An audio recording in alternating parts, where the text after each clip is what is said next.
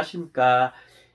이번에는 제가 생각하는 국제결혼 업체를 선택하는 팁에 대해서 얘기를 한번 해보겠습니다. 대부분 국제결혼을 진행하는 업체는 연쇄합니다. 제가 생각하기에는 진행하는 업체가 연쇄하다는 거는 뭐 때문에 그러냐 하면은 이게 위험 부담이 항상 가지고 있기 때문입니다. 이게 국내에서 이루어지는 게 아니고 국제로 하다 보니까 해외에 있는 여성을 한국에 데려오는 일이지 않습니까? 그래서 그 과정에서 여러 가지 뭔가 트러블이 생길 수 있습니다. 이게 업체에서 마음먹고 사기칠 경우도 있을 수 있고, 또한 그쪽에 해외 베트남이나 라오스, 캄보디아, 필리핀에 있는 거기 사장님들이 사기를 칠 수도 있고, 또 신부가 사기를 칠 수 있고, 그리고 신랑에게도 문제가 있을 수 있습니다. 사람으로 하는 거다 보니까 이게 어디에서 문제가 생길지 정확하게 몰라요. 어디에서 문제가 생길 수 있습니다. 항상 위험 부담이 크죠.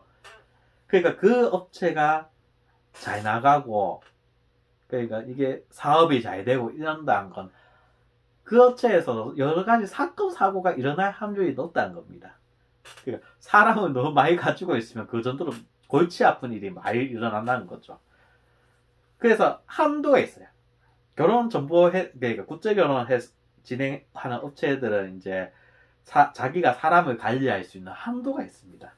그 한도에 넘어서면 사건, 사고가 더 많이 일어나고 뭔가 컨트롤을 못할 수밖에 없어요. 제가 보기에는. 그렇기 때문에 국제결혼하는 업체는 전부 너무 이제 크게 선정하는 한계는 분명히 가지고 있습니다.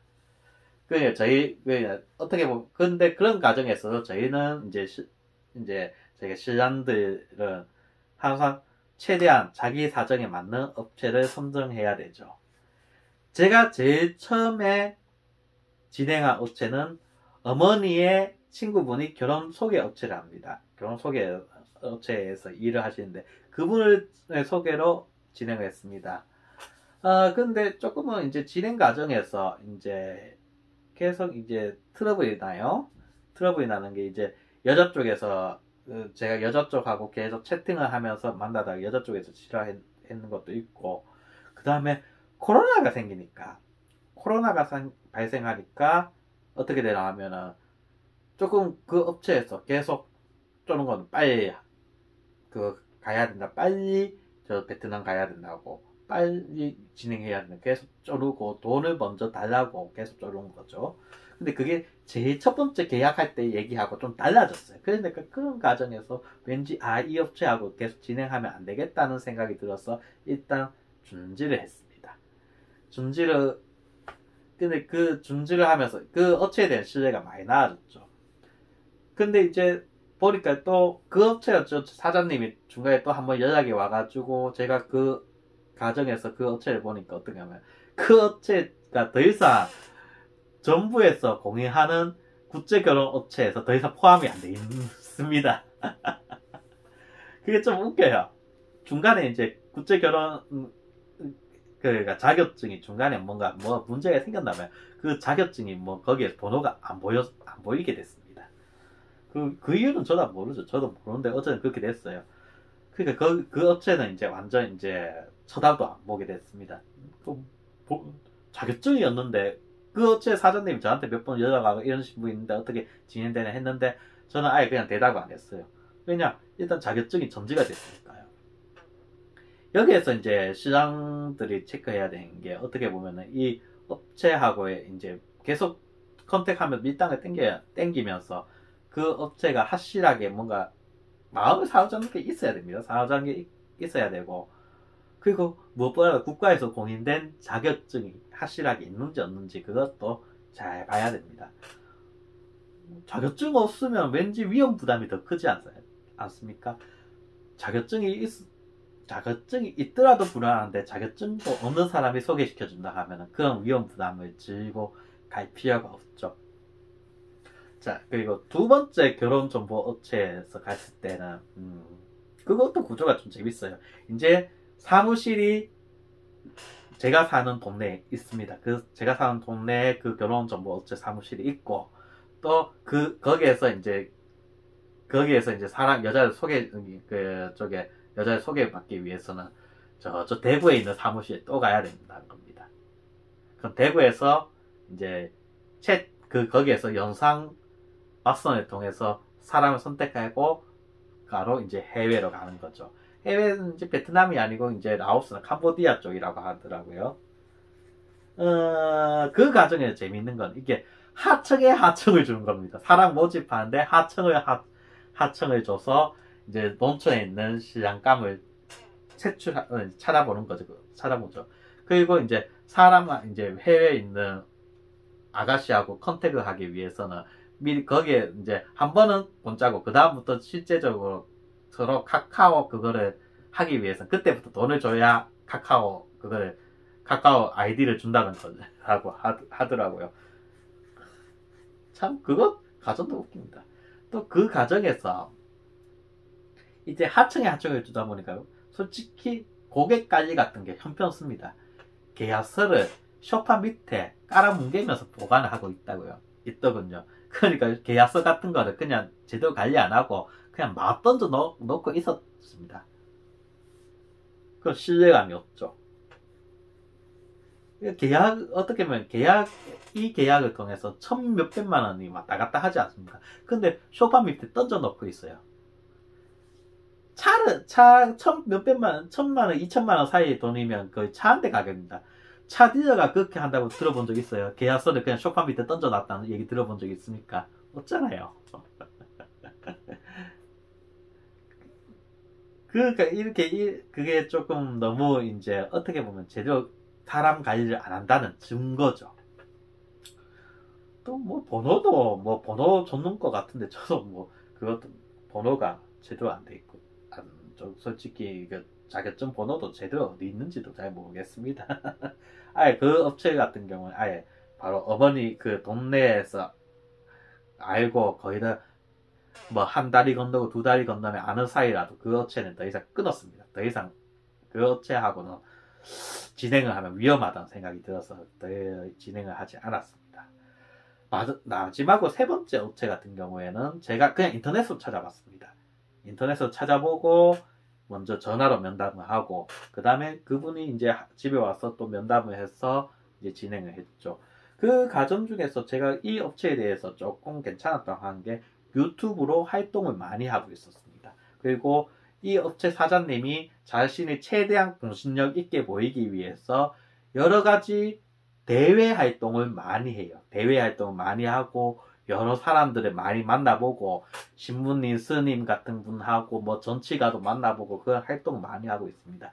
물론 여기에서 사기를 치려고 할 수도 있겠죠. 그게 뭐 이런 사람이 없다고 할 수 없지만 이 사람이 대외 활동을 많이 하고 있다는 것은 그만큼 투자를 많이 하고 있다는 겁니다.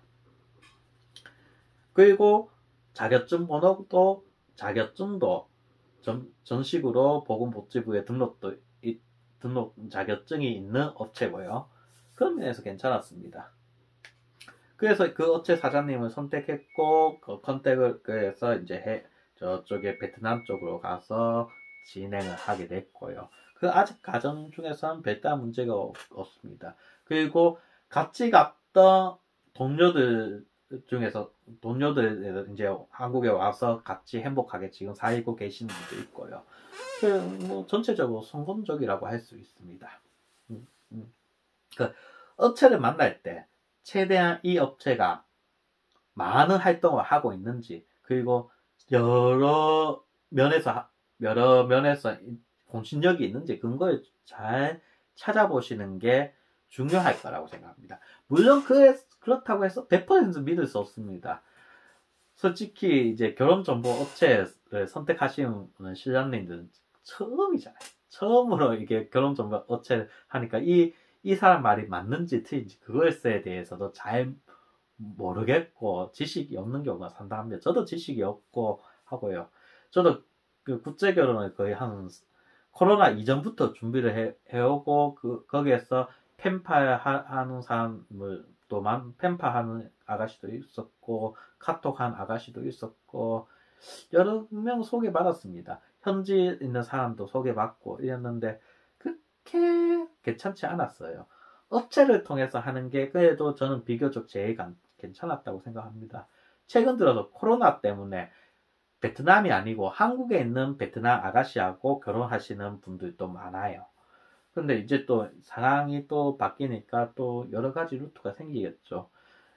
그 과정에서 업체를 선택하는 게 굉장히 중요할 겁니다.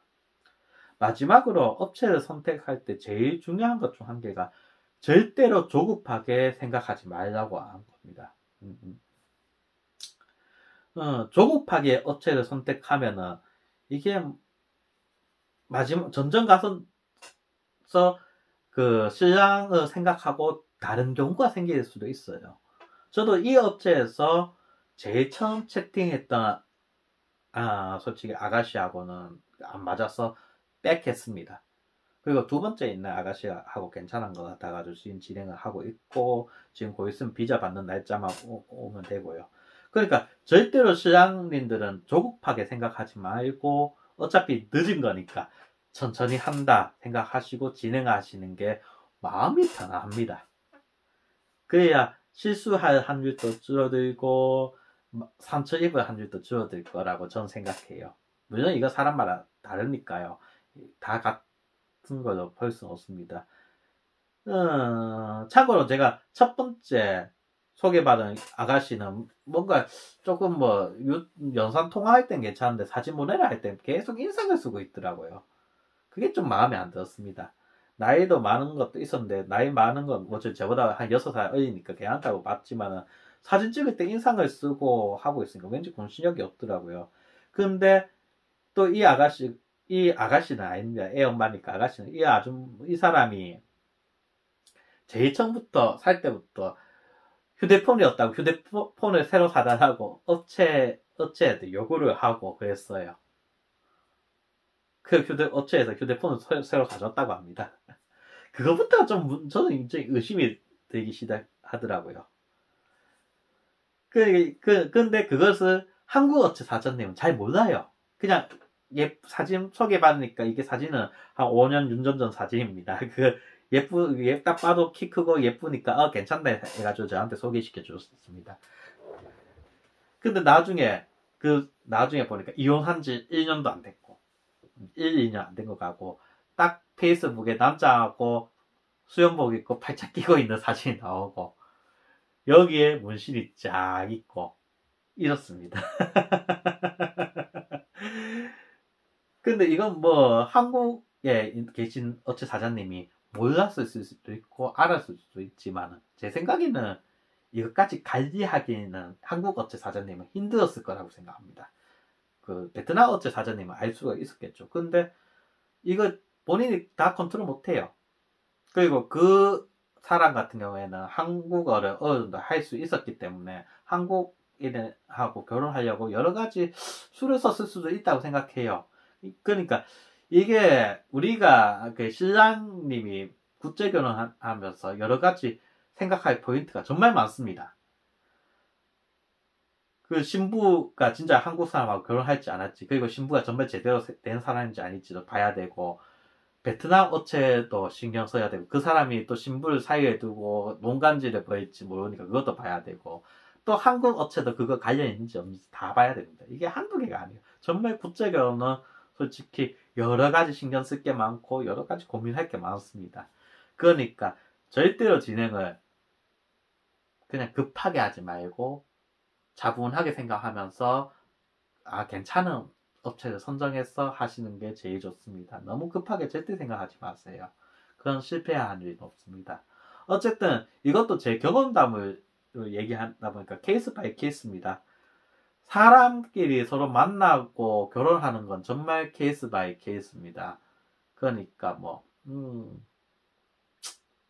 보신 분들은 잘 생각하시고 선택하시기 바랍니다. 이상입니다.